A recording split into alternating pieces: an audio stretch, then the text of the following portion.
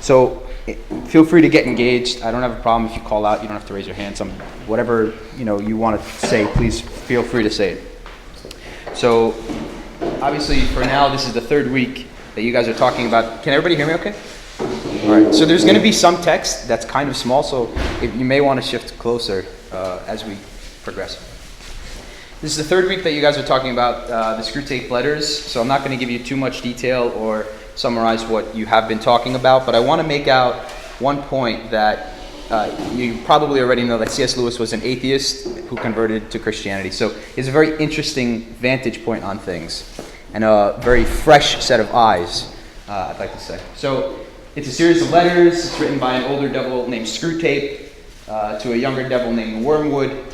It's important to know that anytime that you see in a presentation it says our Father, it doesn't mean our Father. Father to them, of course, means Satan.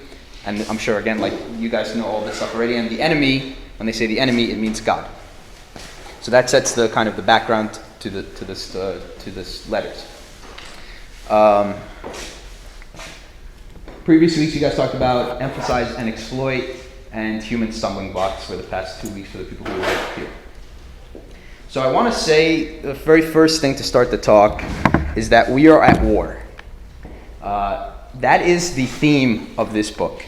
And it's very, very clear in the way that C.S. Lewis writes. I want to read from Ephesians 6:12. For we do not wrestle against flesh and blood, but against principalities, against powers, against the rulers of the darkness of this age, against spiritual hosts of wickedness in the heavenly places. So as we continue through the slides, I want you to think of yourselves, of course, and I'm going to be thinking of myself, how I fall into the categories and the questions that are being asked. Do I answer yes or do I answer no? And it's kind of self-reflect as we go along. So today we're going to talk about warfare of preoccupation, or being busied and constantly thinking of other things. We're going to talk about 5 different preoccupations in 5 different methods. And I'm going to give examples from the Bible for 5 ways that a person was preoccupied and 5 ways the person was not preoccupied. So the first one is preoccupation with the ordinary instead of the extraordinary. I'm going to explain all these later. I'm not going to explain them now, of course. The second one is preoccupation thinking about novelty in the ideologies of Christianity. This is the hardest one in the set of 5. The next one is preoccupation with the things I own and the people in my life. Preoccupation in prayer. And preoccupation in preparing for the future, the next big thing in life. So, as I said, I'm going to give you 5 examples from the Bible this way and 5 examples of the Bible for people who did the right thing. So the first one is the ordinary. And this is in letter number 1. This is a direct quote from the book. The older devil is talking again to the younger devil, advising him on things. And it says, remember, he is not like you, a pure spirit, never having been a human. Oh, that abominable advantage of the enemies. Again, the enemy is God. You don't realize how enslaved they are to the pressure of the ordinary. Can everybody see the text, by the way? No. You can't? It's too small? I'm sorry. All right, so I'll read it. What does this mean? This is the category of people who, including myself, I spend my time thinking about life here on earth.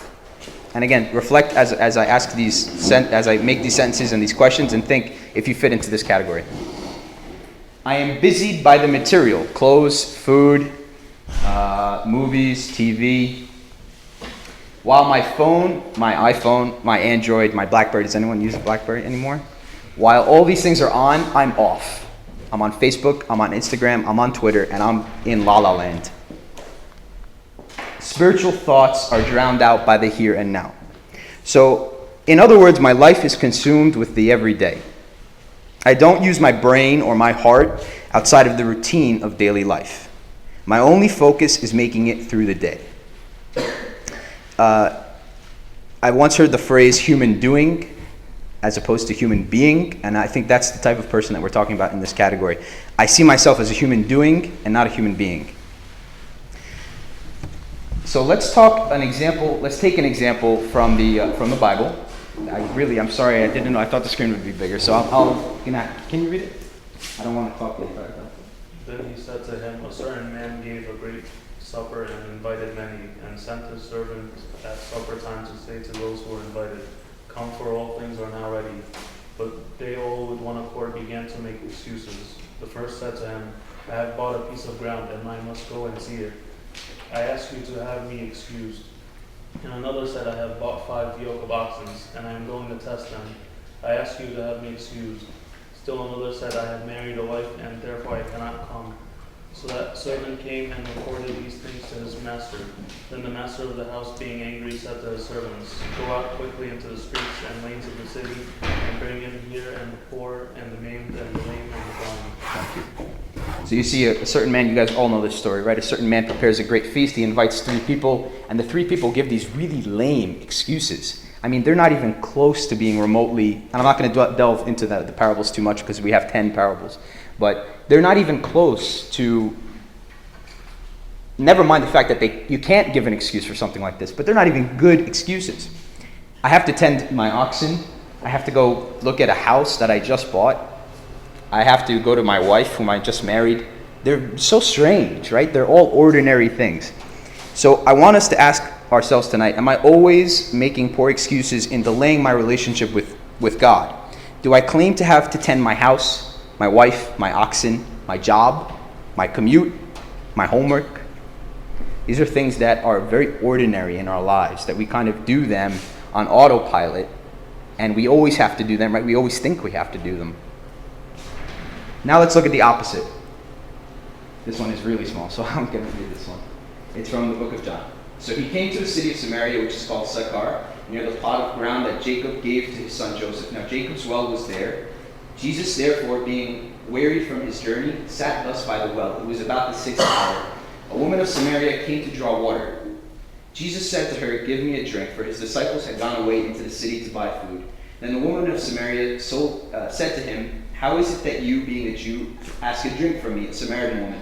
For Jews have no dealings with Samaritans. Jesus answered and said to her, if you knew the gift of God, and who it is who says to you, give me a drink, you would have asked him, and he would have given you living water. The woman said to him, sir, you have nothing to draw with, and the well is deep. Where then do you get that living water? Are you greater than our father Jacob, who gave us the well and drank from it himself, as well as his sons and his livestock? Jesus answered and said to her, whoever drinks of this water will thirst again, but whoever drinks of the water that I shall give him will never thirst. But the water that I shall give him will become in him a fountain of water springing up into everlasting life. The woman said to him, sir, give me this water that I may not thirst, nor come here to draw. I want to ask you all, how ordinary is it to go to a well in the 1st century to fill a bucket of water? This woman had one focus. I'm going to go to the well in the middle of the day when nobody's at the well, get my bucket of water, go home, got to do what I got to do. That's the plan. That's the ordinary plan. But she has an extraordinary meeting, and she hits pause. She has this conversation with a complete stranger who, it's such a weird, why are you talking to me? She says, the very first thing she says, right? She's actually probably thinking that. It's like when you're approached in the street. If you've ever been approached in the street in New York City, right? And your first instinct is, why are you talking to me? Right? The person comes up and asks you what time it is, and you're like, I don't know who you are. Why are you talking to me? You don't say it, but that's what you think. That's what happened here. But she said it, and she engaged, and she had a very extraordinary meeting. So the question I have for us is, do I have my ears open to God's voice? If I hear him calling me when I am filling my bucket of water, will I answer? Or will I say, I'm busy filling the bucket of water? So ask yourselves, are you like the 3 who made the excuses? Am I like the 3 who made the excuses about the ox and the house and the sheep and the wife?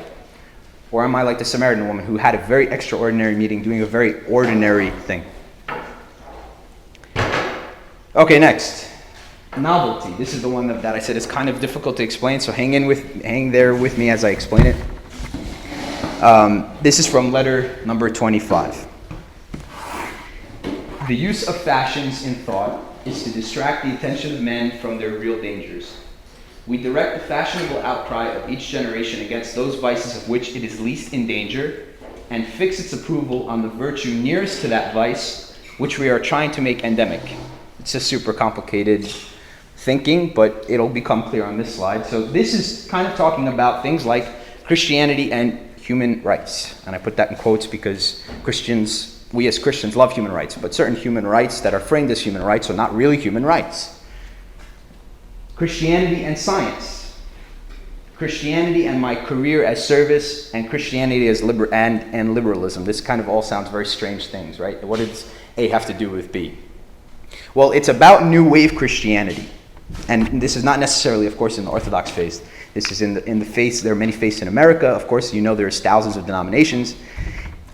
Actually, yes. So New Wave Christianity, specifically American Christianity, does not set firm boundaries. Everything is accepted in ignorance or for political purpose. Meaning, just like a politician will say what he needs to say to win votes, we find churches who are saying what they need to say to fill seats.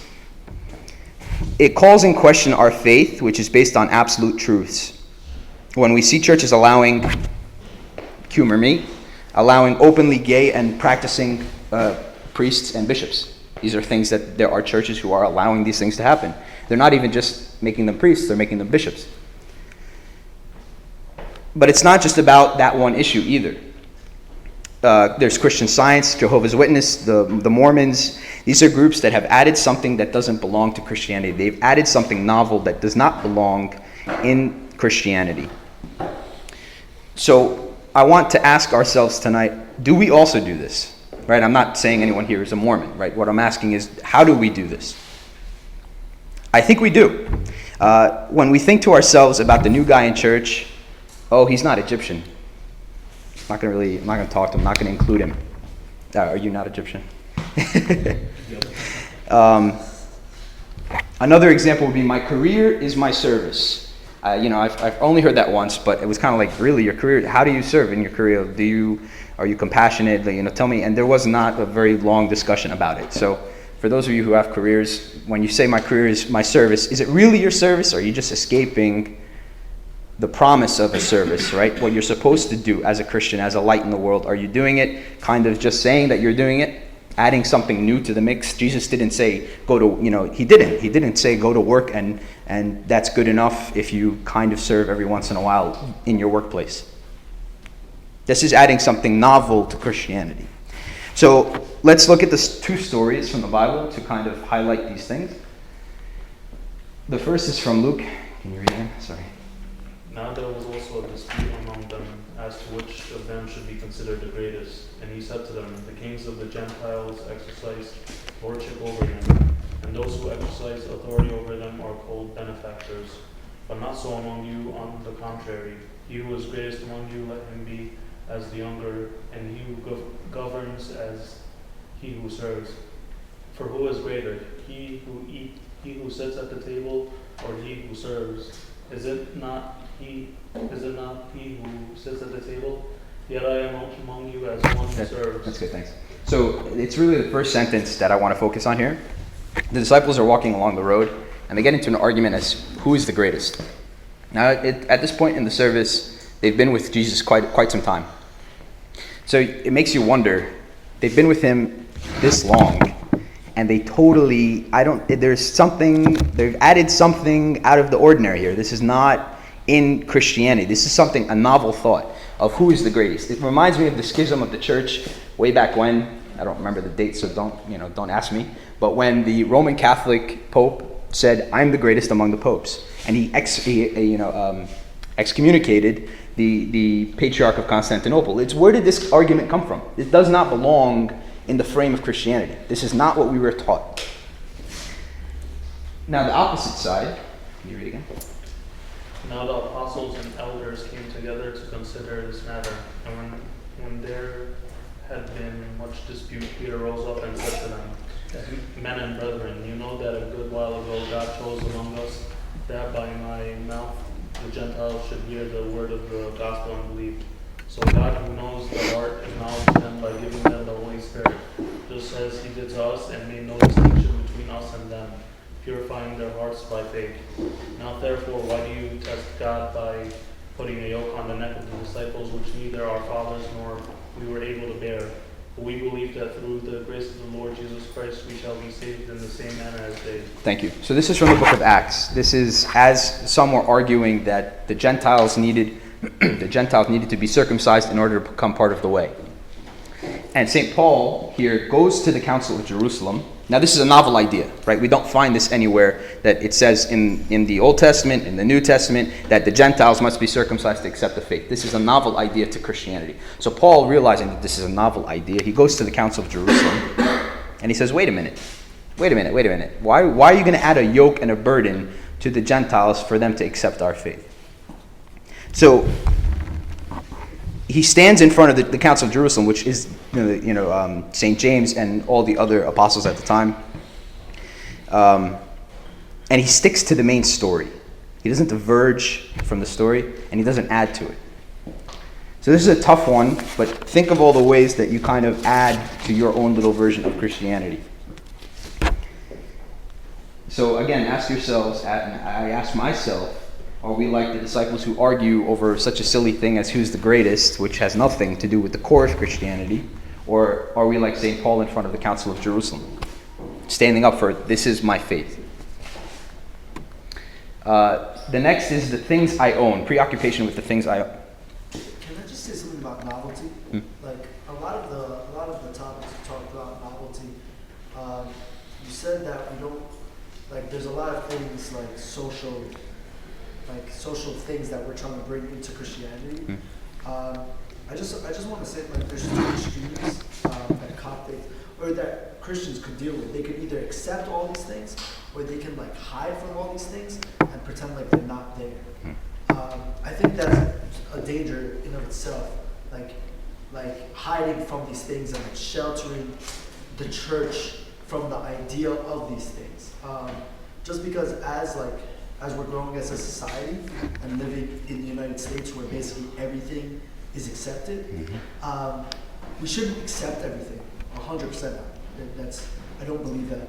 But at the same time, we should be knowledgeable about these things, just so we're able to understand where other people are coming from and be able to speak to them, to guide them back to the way. Because when you're very radical in the sense that, no, you're bad, you're going to hell, don't speak to me, you're going to turn off a lot of people like that. And Coptics we definitely do that sometimes. So I just, as we grow as a society, as like the second, third generation here, the only way we can be a light is if we're even able to have a conversation with people without turning them off. So, just one. The point is absolutely valid. I mean, the amount of courage and the amount of knowledge that St. Paul had to have before standing in front of the Council of Jerusalem, he didn't call them idiots and morons and this is a terrible idea, and he didn't do it that way. And we just read it in the book of Acts, so that's absolutely on point.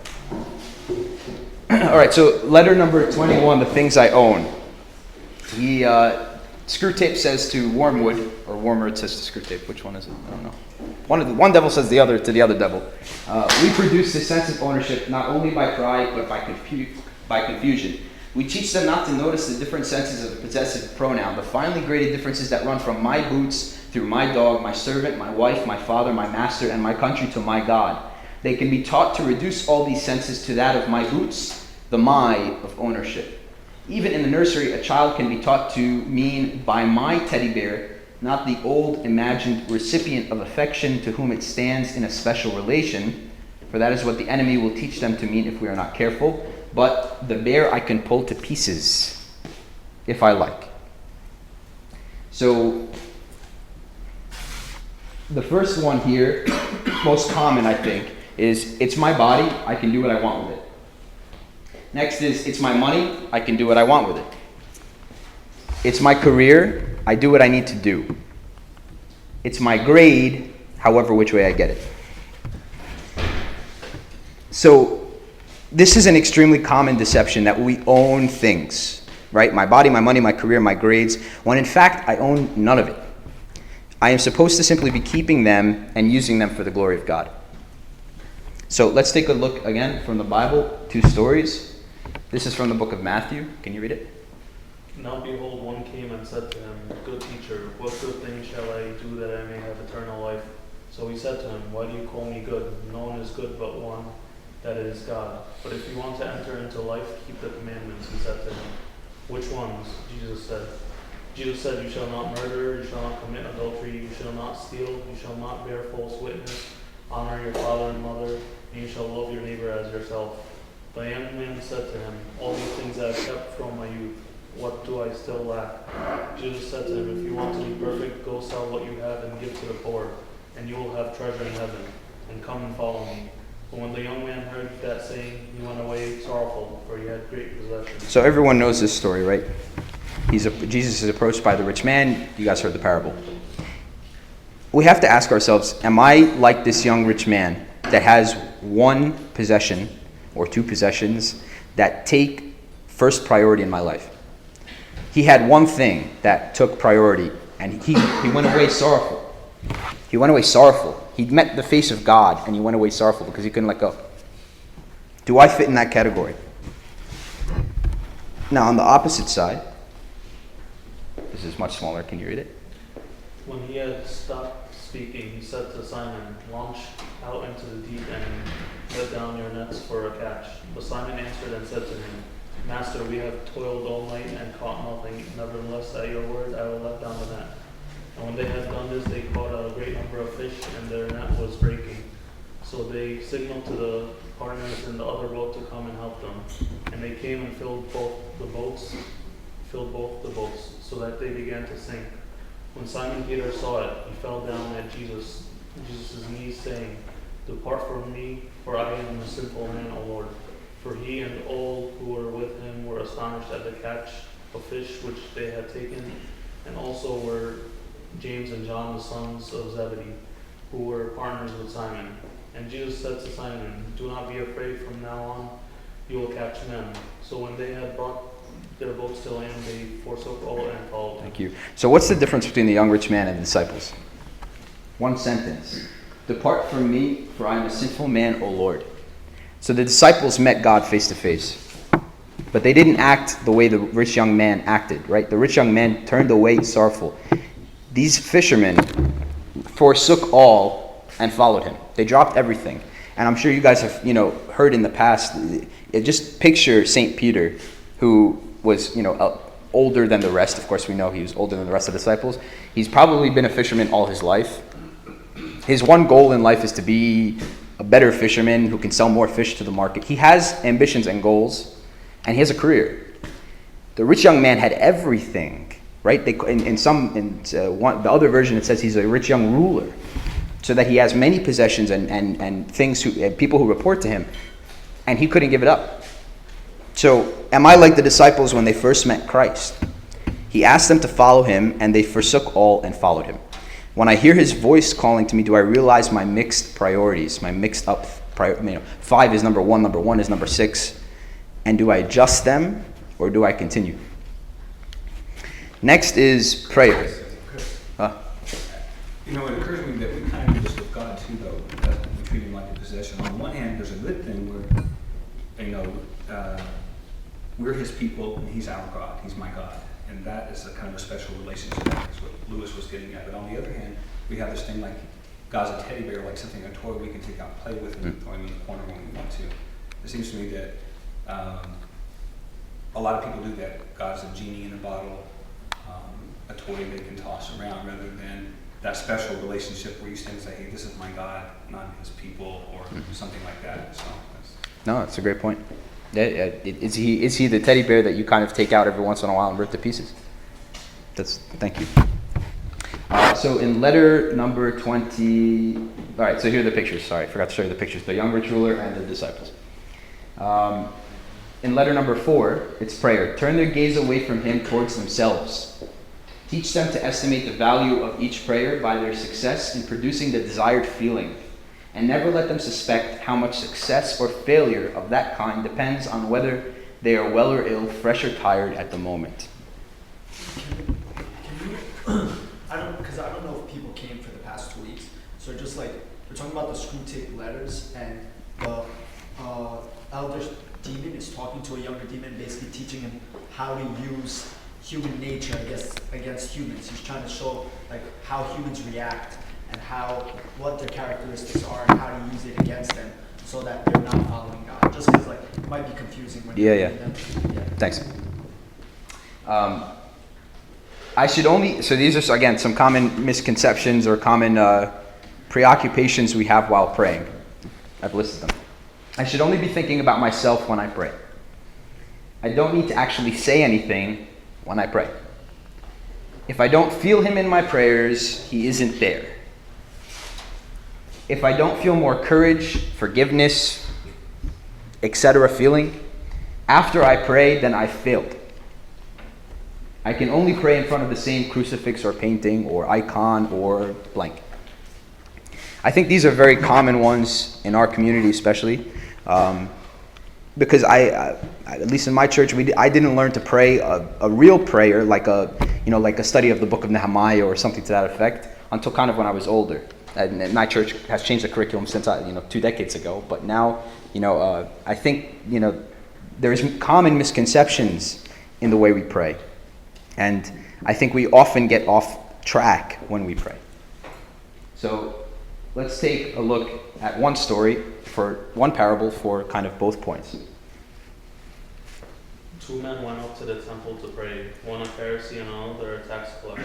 The Pharisee stood and prayed thus with himself: God, I thank you that I am not like the other men, extortioners, unjust, adulterers, or even as this tax collector. I fast twice a week, I give tithes of all that I possess. Okay, so this is half the parable. You guys know the other half. I'm going to show it in a minute. But this shows you the tax collector's prayer. Now, the Pharisee's prayer. What is the tax collector's prayer? And the tax collector, standing afar off, would not so much as raise his eyes to the heaven, but beat his breast, saying, God, be merciful to me, a sinner.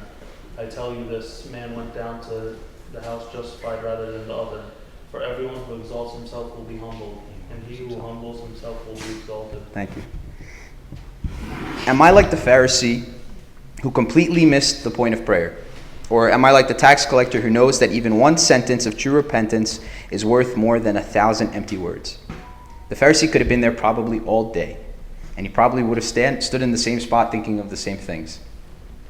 But the tax collector showed up and said one sentence. Much like in the previous parables we just looked at, it was one sentence that differentiated the young rich ruler and St. Peter and the disciples.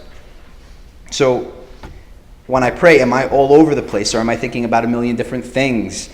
Am I concentrating on the feeling I'm supposed to experience during prayer instead of the connection I'm supposed to be making? So we should ask ourselves tonight, am I the tax collector or am I the Pharisee? The last one is the future. So in the book, the Screwtape Letters, he writes, it is far better to make them live in the future. Biological necessity makes all their passions point in that direction already, so that thought about the future inflames hope and fear. Also, it is unknown to them, so that making them think about it will make them think of unrealities. In a word, the future is of all things the least thing like eternity. Do I spend my time worrying about school? Do I spend my time worrying about a career? Do I spend a lot of time thinking about my future wife or husband? I spend a lot of my time thinking about money, where I'm going to live, the dinner I'm going to be hosting tomorrow night. It could be anything. And I want to make a point, these are not bad things in themselves. But when they take the place and the time of where your focus and thinking should be, that's when it becomes a bad thing. And this is such a difficult thing to do. So let's take a look at, again, one story that highlights both points from the Bible. Now it happened as they went that he entered a certain village, and a certain woman named Martha welcomed him into her house. And she had a sister called Mary, who also sat at Jesus' feet and heard his word. But Martha was distracted with much serving. And she approached him and said, Lord, do you not care that my sister has left me to serve alone? Therefore, tell her to help me. Everybody knows this story. This is Martha's reaction. She's preparing the dinner. And his response? Jesus' response? And Jesus answered and said to her, Martha, Martha, you are worried and troubled about many things, but one thing is needed. And Mary has chosen that good part, which shall not be taken away from her. So am I, Martha, always concerned with what is going to happen next? Am I fearful or hopeful about the future? And so that is the only thing I am focused on. Or am I Mary, who is content to sit and learn at the feet of Jesus regardless of what's happening in the world around her or the things that are going to happen? I think we need to ask ourselves tonight, have I replaced the things I do or strive to do for the glory of, I'm supposed to do them for the glory of God, have I replaced them for things that I do for the glory of myself or other men? Have I, like many other things in life, used things for the wrong purpose? The means has become an end. Instead of using my God-given talents to bring God more talents, I've made them my primary goal in life. I'm only concerned with my school, my career, my money, and my house. Again, these are okay things to think about, but is it your primary goal? I think that's something we need to reflect on. So ask yourselves if you're Martha or if you're Mary. So in conclusion, I just want to wrap up some very general points. The first one is don't drink the Kool-Aid. I don't know how many of you, I'm sure all of you remember Kool-Aid. Don't drink it. In other words, the world is trying to force feed us certain lies. And we see this so clearly in the Screwtape letters, right? It's these things that seem so mundane, routine, innocent, and good in the case of the future, right? But they're really not. It's the world tries to force feed us the way we should think, the way we should act, what car we should drive. It's our responsibility to be a light in the world. We're not supposed to join the darkness. So we're supposed to fight it. And that's kind of what this whole presentation is about. It's meant to look like an uphill battle when in fact we have the stronger defenses and the larger army. And I think that's something that we often too forget, is that when you're so far in it, you're like, man, there is no getting out of it. But in reality, we're stronger. I think a key question that I want everyone to leave asking themselves is, what am I running for? Everyone here is running. What am I running for, or why am I running in life? What do I mean by that? Sometimes you get to feel in life that you're just doing things, and you're not really sure why you're doing them. I think it's important that we all ask ourselves, starting with me, why am I doing it? What purpose will it serve me? Is it just because I want to get a nicer car? Is it just because... Fill in the blank. If we're not doing it for the right reason, then we've lost the purpose of it. And I want to leave you all with a nice quote that, this was years ago, I saw this on Facebook, and I wrote it down in my iPhone. It was from 2010. I was flipping through my notes, and I'm like, this is so perfect for what... It sums up the past 20 minutes in like one sentence. So can you read it, since you've been our reader the whole night? Hurry is the great enemy in our day. Hurry can destroy our souls. Hurry can keep us from living well. Hurry is not of the devil. Hurry is the devil. Again and again, as we pursue spiritual life, we must battle with hurry. For many of us, the greater danger is not that we will renounce our faith. It is that we will become so distracted and rushed and preoccupied that we will settle for a mediocre version of it. We will just skim our lives instead of actually living them. I think this says it so well. I mean, of course, hurry doesn't mean like the physical hurry, right? The rushing. It does, but there's more to it, right? He says, so distracted and rushed and preoccupied that we will settle for a mediocre version of Christianity. So when you leave today, ask yourselves, and I will ask myself, the thing that I'm running for, the thing that I'm running after, is it making me settle for a mediocre version of Christianity? And I think if you can't answer that question, if I can't answer that question with 100% no, then we have to reflect and revisit the things that we're doing and why we're doing them. That's it. So glory be to God forever. Does anyone have any questions? Thanks. Any comments, guys? Any questions? You're not for finishing yours in March. So I'm going to take the next 15 minutes. Thanks. Thank you, Chris. Okay, thank you, Chris, very much for coming all the way. Just a couple of announcements.